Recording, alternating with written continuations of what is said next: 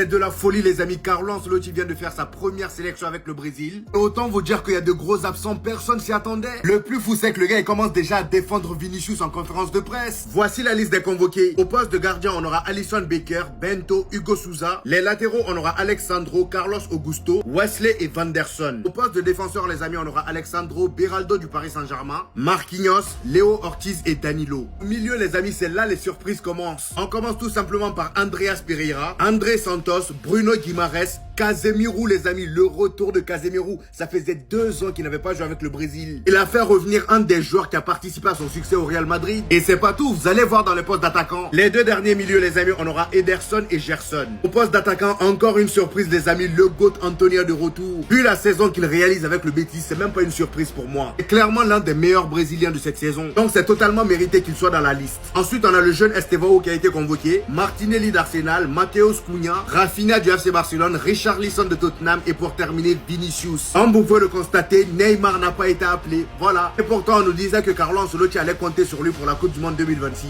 Sauf que là il n'a pas été convoqué. Après je peux comprendre, il revient de blessure et moi je pense même pas que ce gars là va tenir à la Coupe du Monde. Et il y a aussi Rodrigo qui est absent. Personnellement malgré ces absents là je trouve quand même la liste assez qualitative. Dites-moi en commentaire ce que vous en pensez.